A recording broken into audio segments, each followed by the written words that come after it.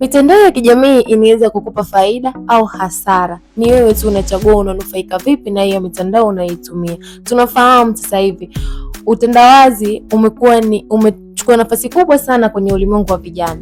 Vipi wewe kijana unaniangalia? Mitandao ya kijamii inakunufaisha vipi?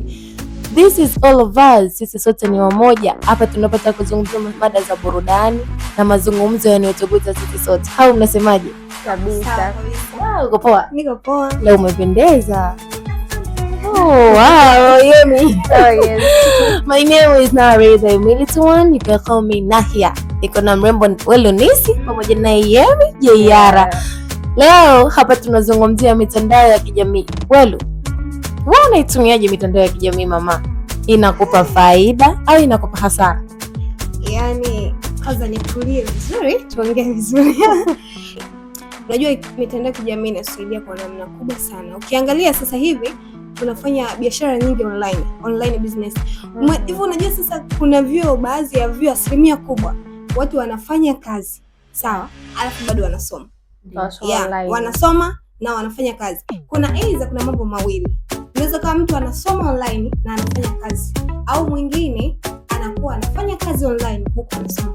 Kwa hiyo timisi kwamba tuseme hiyo mitandao ya kijamii inakuwa inarahisisha sana, inamsaidia mtu kuendelea kuingiza kipato kwa namna kubwa sana.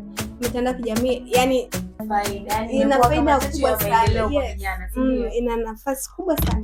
Wewe anakuambia mitandao ya kijamii ina faida. Bila kusahau kupitia mitandao pia tunapata fursa mbalimbali. Amina, unaelewa eh? Yeah. Fursa mbalimbali ukiangalia mtu anaweza akatazama watu sasa wanatangaza biashara zao kupitia mitandao. Mtu ana post inahitaji wadada watatu wanaweza kuuza nguo dukani. Ukinimdm pale kweli unapata kazi na hizo shuhuda zipo, si ndio? Wewe sana. Sio kwangu, ila dada yangu alipata kazi kupitia tu na hiyo mambo ya mitandao ya kijamii. Akawa amepata kazi mpaka sasa hivi alhamdulillah, tunashukuru Mungu tunakula kupitia hiyo kazi tuliyopata mtandao. Jamani.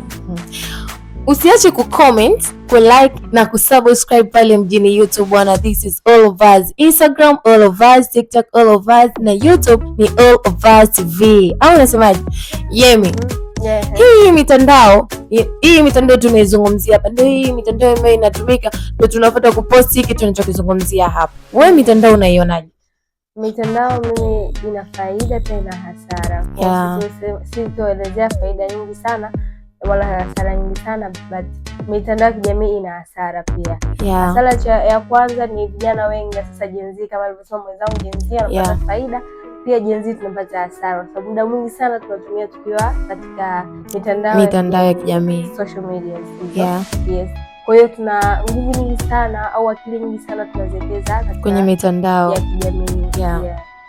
Kwamba mitandao inatufanya vijana tunakuwa wavivu kabisa.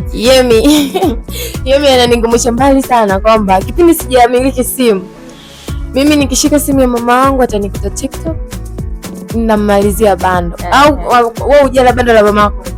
Asilimia 90. Asilimia kubwa sana. Sawa, kila sauti ina thamani, kila sauti ina uwezo wa kutoa maoni yake na tukamsikiliza, because this is all of us. We believe it, we are the dreamer and we will achieve in the name of Jesus. Amen. Okay, this is all of us. Si sauti ya kila mmoja na kila sauti na thamani. Asante kwa kuwa nasi mwanzo mpaka mwisho wa kipindi hiki.